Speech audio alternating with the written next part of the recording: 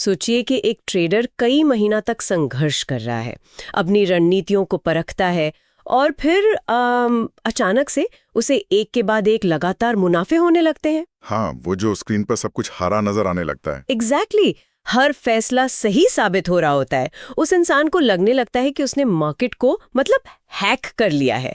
उसे लगता है कि उसने कोई ऐसा गुप्त फॉर्मूला खोज निकाला है जो बाकी दुनिया से छिपा हुआ है। और यही वो पल है जहां सबसे बड़ा धोखा होता है। बिल्कुल।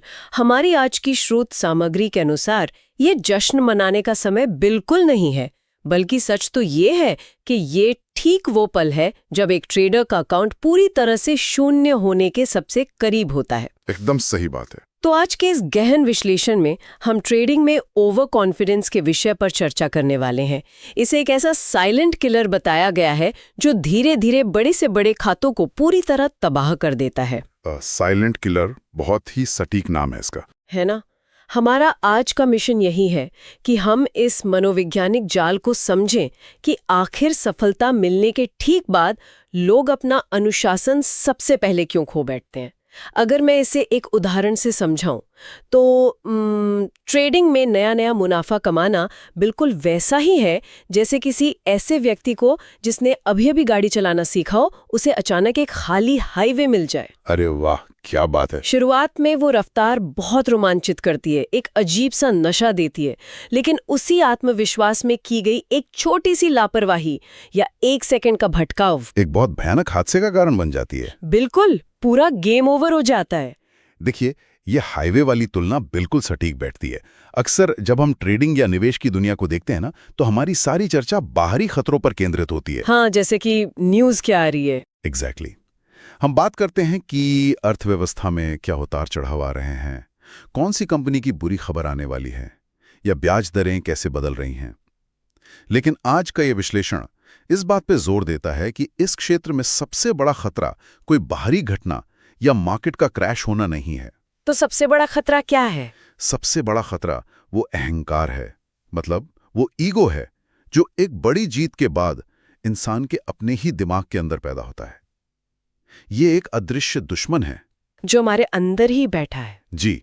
जब कोई मार्केट से लगातार पैसा निकालता है तो उसके अवचेतन मन में ये भावना घर कर जाती है कि उसने मार्केट को हरा दिया है, और बस यहीं से उस खामोश कातिल का जन्म होता है, जो बाहर नहीं बल्कि आपके, मेरा मतलब है इंसान के अपने ही दिमाग में बैठकर उसके खिलाफ साजिश रच रहा होता है। ये सच में एक बहुत ही डरावनी तस्वीर पेश करता है। मतलब हमारा अपना ही दिमाग हमारे खिलाफ काम कर सकता है। तो चलिए इस प्रक्रिया को थोड़ा गहराई से समझते हैं। ये साइलेंट किलर आखिर पैदा कैसे होता है, इसके पीछे के असल ट्रिगर्स क्या हैं? इसके मुख्य रूप से 4 ट्रिगर्स बताए गए हैं। हाँ। स्रोत सामग्री में 4 मुख्य स्थितियों का जिक्र है। किसी बहुत बड़े प्रॉफिट के बाद, लगातार जीत की लड़ी लगने पर, सोशल मीडिया पर मुनाफे के स्क्रीनशॉट डालकर मिलने वाली वाहवाही से, और चौथा, जब मन में ये भाव आ जाए कि मैं मार्केट को समझ गया हूँ। ये मैं मार्केट को समझ गया हूँ वाला विचार सबसे खतरनाक है। लेकिन यहाँ पर मेरे दिमाग में एक स्वाभाविक सी चुनौती आती है, मतलब एक सवाल उठता है। हाँ, बताइए। देखिए, अगर कोई इंसान लगातार जीत रहा है, उसके विश्लेषण सही साबित हो रहे हैं, तो उसका आत्मविश्वास बढ़ना तो इंसानी फितरत है ना। कोई भी जीतने के बाद दुखी तो नहीं होगा। बिल्कुल नहीं, खुश होना तो लाजमी है। तो फिर ये प्राकृतिक और जरूरी आत्मविश्वास एक बीमारी या खतरे की घंटी में कब बदल जाता है? इन दोनों के बीच की वो बारीक रेखा आखिर कहाँ है? इस बारीक रेखा को समझना ही पूरी ट्रेडिंग मनोविज्ञान का सार है। देखिए, आत्मविश्वास और ओवर कॉन्फिडेंस देखने में एक जैसे लग सकते हैं, लेकिन इनकी बुनियाद बिल्कुल अलग होती है। वो कैसे? आत्मविश्वास का मतलब है अपनी बनाई हुई प्रक्रिया और अपनी रणनीति पर भरोसा होना। एक आत्मविश्वासी ट्रेडर ये जानता है कि उसे नुकसान भी होगा, राइट। लेकिन उसे अपनी रिस्क मैनेजमेंट रणनीति पर इतना भरोसा होता है कि वे जानता है लंबे समय में वे फायदे में ही रहेगा। लेकिन अति आत्मविश्वास तब शुरू होता है जब वो भरोसा उस प्रक्रिया से हटकर ट्रेडर के अपने ईगो पर शिफ्ट हो जाता है। अच्छा, मतलब फोकस प्रोसेस से हटकर खुद पर आ जाता है। एग्जैक्टली। जब कोई ये सोचने लगता है कि वो जीत रहा है क्योंकि वो कुछ खास है या उसके पास भविष्य देखने की कोई जादुई ताकत आ गई है, तब असल समस्या शुरू होती है। सफलता से जब ईगो बढ़ने लगता है तो इंसान उस अनुशासन को एक बोझ मानने लगता है, जिस अनुशासन ने उसे वो पहली जीत दिलाई थी। तो इसका मतलब है कि समस्या मार्केट में नहीं है बल्कि मानव इवोल्यूशन में है। हमारा विकास क्रम ही कुछ ऐसा है। बिल्कुल सही कहा। हमारा दिमाग शायद इस तरह के अचानक मिलने वाले रिवॉर्ड्स को प्रोसेस करने के लिए बना ही नहीं है। इंसान उस मेहनत और प्रक्रिया को भूल जाता है और सिर्फ उस जीत के एहसास का आदी हो जाता है। एकदम सही। इसके पीछे पूरी तरह से न्यूरोलॉजी और रसायन विज्ञान काम कर रहा है। जब किसी को लगातार जीत मिलती है ना, तो दिमाग में डोपामाइन नाम का रसायन भारी मात्रा में रिलीज होता है, जो हमें खुशी देता है। हाँ, ये बहुत अच्छा महसूस कराता है। ये सफलता का जश्न मनाने का प्रकृति का तरीका है। लेकिन हमारा दिमाग इस डोपामाइन के भारी स्तर का बहुत जल्दी आदी हो जाता है, और यहीं पर हमारा एवोल्यूशन हमारे खिलाफ काम करता है। अच्छा, वो कैसे? हमारे दिमाग की बनावट ऐसी है कि वो हर चीज में कोई ना कोई पैटर्न ढूंढने की कोशिश करता है।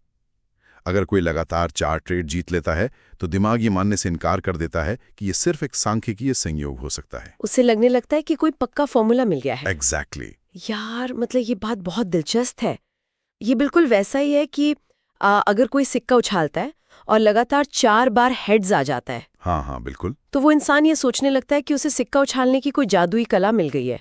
जबकि सच्चाई ये है कि ये सिर्फ एक गणितीय संयोग है और 5वीं बार टेल्स आने की संभावना अभी भी उतनी ही है। 50-50 चांस है। सीधी सी बात है। राइट। और जब इसमें सोशल मीडिया का तड़का लगता है तो मुझे लगता है स्थिति और भी भयानक हो जाती होगी। ओहो, सोशल मीडिया तो इस आग में घी डालने का काम करता है। मतलब जब कोई अपने मुनाफे का स्क्रीनशॉट इंटरनेट पर डालता है और अजनबी लोग उसकी तारीफ करते हैं, उसे गुरु या एक्सपर्ट बुलाने लगते हैं, तो वो ईगो एक अलग ही स्तर पर पहुंच जाता है। अब वो ट्रेडर मार्केट के आधार पर ट्रेड नहीं कर रहा होता, बल्कि वो सोशल वैलिडेशन और लोगों की तालियों को सही साबित करने के लिए ट्रेड कर रहा होता है। बाप रे, ये तो बहुत बड़ा दबाव है। बिल्कुल। उसे हर हाल में ये साबित करना होता है कि वो सच में एक जीनियस है, और फिर जन्म लेता है सबसे खतरनाक विचार, मैं मार्केट को समझ गया हूं, जो कि एक भ्रम है। 100% भ्रम है। ये विचार सीधे तौर पर बर्बादी की नींव रखता है, क्योंकि सच तो यह है कि दुनिया का कोई भी इंसान, कोई भी सुपर कंप्यूटर मार्केट को पूरी तरह से नहीं समझ सकता। मार्केट लाखों लोगों की भावनाओं का एक महासागर है, जो हर पल बदलता रहता है। तो जब किसी इंसान को ये भ्रम होने लगता है कि वो इस महासागर का बॉस बन चुका है, तो इस गलतफहमी का अगला कदम क्या होता है? अगला कदम होती हैं वो गलतियां जो अकाउंट को तबाह कर देती हैं। क्योंकि जब ईगो इतना बड़ा हो जाए तो फैसले भी उसी अनुपात में गलत होने लगते होंगे। हमारी स्रोत सामग्री उन खतरनाक गलतियों की तरफ इशारा करती है। हाँ, मुख्य रूप से 4 गलतियां बताई गई हैं। बिल्कुल। इसमें अचानक अपने लॉट साइज को बहुत बड़ा कर लेना, स्टॉप लॉस को नजरअंदाज करना, बिना किसी ठोस रणनीति के आक्रामक तरीके से ट्रेड करना और गैर जरूरी जोखिम उठाना शामिल है। ये सब ईगो के ही साइड इफेक्ट्स हैं। अगर मैं इसे एक आम व्यक्ति के नजरिए से देखूं तो ये बिल्कुल कसिनो में जुआ खेलने वाले उस व्यक्ति जैसा है जो शुरुआत में छोटी रकम जीतता है और फिर लालच में आ जाता है। एग्जैक्टली। फिर उस जीत के गुरूर में अपनी पूरी जमा पूंजी और अपना घर सब कुछ एक ही दांव पर लगा देता है। ये कसिनो वाली एनालॉजी बिल्कुल सही बैठती है। देखिए, जब दिमाग ओवर कॉन्फिडेंट होता है ना, तो उसका एक खास हिस्सा जो जोखिम का आकलन करता है वो लगभग बंद हो जाता है। रिस्क मैनेजमेंट सिस्टम ही शट डाउन हो जाता है। बिल्कुल। सबसे पहली और आम गलती होती है लॉट साइज या अपनी पोजीशन को अचानक बढ़ा देना। मान लीजिए कोई व्यक्ति सामान्य रूप से एक छोटी मात्रा में ट्रेड करता है और उसे लगातार मुनाफा होता है, तब उसका ईगो गणित लगाना शुरू करता है। वो सोचता है, अगर मैंने अपनी मात्रा 10 गुना रखी होती तो आज मेरा मुनाफा भी 10 गुना होता। सिर्फ मुनाफे के बारे में सोचता है। हाँ, ये लालच उसे बिना किसी तैयारी के बहुत बड़ा रिस्क लेने पर मजबूर कर देता है। उसका दिमाग इस संभावना को पूरी तरह से नकार देता है कि अगर ये बड़ा ट्रेड गलत दिशा में चला गया तो नुकसान भी 10 गुना बड़ा होगा। और बिना तैयारी के बड़ा रिस्क लेने का परिणाम सिर्फ एक बड़ा नुकसान ही होता है। बिल्कुल। लेकिन देखिए, इन सब में मुझे सबसे ज्यादा हैरान करने वाली गलती स्टॉप लॉस को हटा देना लगती है। हाँ, ये बहुत आम है। मतलब ये एक बहुत बड़ी मनोवैज्ञानिक हार है, क्योंकि शुरुआत में तो इंसान बहुत डर डर कर, बहुत सावधानी से अपने नुकसान को सीमित करने के लिए स्टॉप लॉस लगाता है, सेफ्टी बेल्ट की तरह। राइट? लेकिन जीत का स्वाद चखने के बाद अचानक वो इस सुरक्षा कवच को उतार कर क्यों फेंक देता है? उस वक्त दिमाग में ऐसा क्या चल रहा होता है? इसे समझने के लिए हमें ईगो की गहराई में जाना होगा। स्टॉप लॉस का असल मतलब क्या है? यही कि हम अपना नुकसान मान रहे हैं। एग्जैक्टली। स्टॉप लॉस का मतलब है मार्केट के सामने ये स्वीकार करना कि मेरा विश्लेषण गलत था और मैं अपनी गलती मानता हूं। लेकिन जब ईगो बहुत बड़ा हो जाता है, जब दिमाग डोपामाइन के नशे में होता है, तो इंसान ये मान ही नहीं पाता कि वो गलत भी हो सकता है। सही कहा, जब ट्रेड नुकसान में जाने लगता है तो ट्रेडर हार मानने के बजाय खुद से झूठ बोलने लगता है। वो चार्ट पर नए कारण ढूंढने लगता है। वो स्टॉप लॉस को हटा देता है, इस अंधी उम्मीद में कि मार्केट बस अब पलटने ही वाला है। ये तो ऐसा है जैसे कोई इंसान जानबूझकर अपने हाथ को आग में रखे हुए है और ये उम्मीद कर रहा है कि आग थोड़ी देर में ठंडी हो जाएगी। बिल्कुल सही। स्टॉप लॉस हटाना दरअसल मार्केट के सामने अपनी जिद साबित करने की कोशिश है। ट्रेडर मार्केट को हराना चाहता है, लेकिन मार्केट के सामने किसी की जिद नहीं चलती। सच्चाई बहुत क्रूर है। मार्केट के पास दुनिया के किसी भी ट्रेडर से कहीं ज्यादा पैसा और कहीं ज्यादा समय है, और जब ये जिद टूटती है और एक बड़ा नुकसान होता है, तब रिवेंज ट्रेडिंग का दौर शुरू होता है। रिवेंज ट्रेडिंग मतलब बदले की भावना से ट्रेड करना। हाँ, जब अहंकार को इतनी गहरी चोट पहुंचती है तो इंसान दर्द और गुस्से में सिर्फ अपना पैसा वापस पाने के लिए अंधाधुंध ट्रेड करने लगता है। यह एक ऐसा दुष्चक्र है जो अकाउंट के शून्य होने पर ही रुकता है। ये सारी बातें सुनकर मेरे जहन में एक बहुत ही महत्वपूर्ण सवाल आता है। बताइए। देखिए, अगर शुरुआती ट्रेडर्स मुनाफे के बाद इतनी बड़ी गलतियां करते हैं और अपने ईगो के जाल में फंस जाते हैं, तो जो लोग सालों से इस फील्ड में टिके हुए हैं, जिन्हें हम पेशेवर या प्रोफेशनल कहते हैं, हाँ, वे कैसे बचे रहते हैं? क्योंकि लगातार मुनाफा तो उन्हें भी होता है।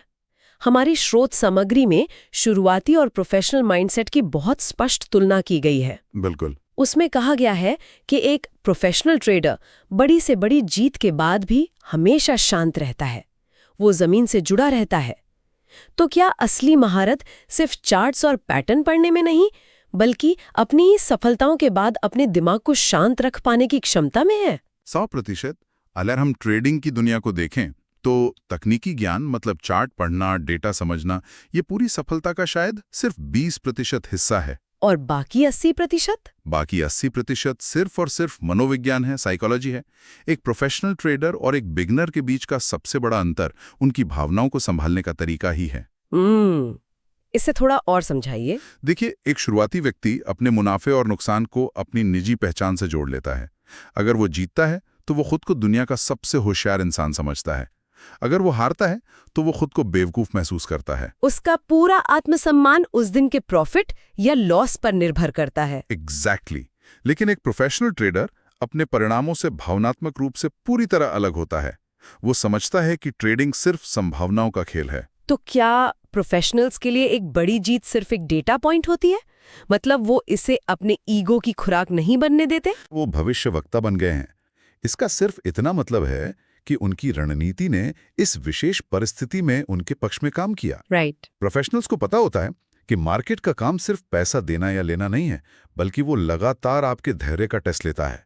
जब एक प्रोफेशनल बहुत बड़ा मुनाफा कमाता है तो वो जश्न मनाने या सोशल मीडिया पर स्क्रीनशॉट डालने के बजाय वो ब्रेक लेता है। हाँ, वो अपने काम से ब्रेक लेता है। वो स्क्रीन से दूर चला जाता है। वो खुद को शांत करता है ताकि उसके दिमाग का वो डोपामाइन स्तर वापस सामान्य हो सके। वाव। उन्हें अच्छी तरह पता है कि मार्केट में हर दिन नए अवसर आएंगे, लेकिन अगर उनका दिमाग शांत नहीं है, अगर वो जीत के खुमार में है, तो वे कल का जीता हुआ पूरा पैसा आज ही गैर जरूरी रिस्क लेकर गंवा देंगे। कि एक बहुत ही शक्तिशाली विचार है। मतलब जीत के बाद स्क्रीन से दूर हट जाना ही सबसे अच्छी रणनीति हो सकती है। समस्या की इस गहराई और प्रोफेशनल्स के नजरिए को समझने के बाद अब सबसे जरूरी हिस्से पर आते हैं। हाँ, कि इसका समाधान क्या है? बिल्कुल। इस ज्ञान को असल जिंदगी में कैसे लागू किया जाए। स्रोत में बचाव के कुछ व्यवहारिक समाधान दिए गए हैं, जैसे कि बड़े प्रॉफिट के बाद विनम्र रहना, पुराने रिस्क नियमों का सख्ती से पालन करना और लगातार एक जैसा प्रदर्शन करने पर ध्यान देना। यही 3 स्तंभ है। लेकिन यहाँ एक बहुत ही व्यवहारिक उलझन सामने आती है। जब हम शांत बैठे होते हैं तो नियम बनाना और इन बातों को सुनना बहुत आसान लगता है। कोई भी कह सकता है कि हाँ, मैं अगली बार शांत रहूंगा। कहना आसान है, करना बहुत मुश्किल। दिमाग लॉजिक सुनना ही बंद कर दे तो इंसान अपनी इस बढ़ती हुई ईगो और लालच पर ब्रेक कैसे लगाए? खुद से ये कहना कि शांत हो जाओ शायद उस वक्त बिल्कुल काम नहीं करता होगा। हाँ, आपने बिल्कुल सही दुखती रग पर हाथ रखा है। खुद से ये कहना कि शांत हो जाओ वाकई काम नहीं करता। भावनाओं से लड़कर जीतने की कोशिश करना लगभग असंभव है। तो फिर रास्ता क्या है? इसीलिए स्रोत भावनाओं को दबाने की नहीं, बल्कि एक कठोर ढांचा या फ्रेमवर्क बनाने की बात करता है। हमारी इच्छा शक्ति यानी विल पावर बहुत सीमित होती है। जब डोपामाइन का स्तर चरम पर हो, तब फैसले लेने का काम दिमाग पर छोड़ना ही नहीं चाहिए। अच्छा, तो फैसले पहले से लिए होने चाहिए। बिल्कुल। यही कारण है कि प्रोफेशनल्स भावनाओं के आधार पर नहीं, बल्कि पहले से बनाए गए एक मजबूत सिस्टम के आधार पर काम करते हैं।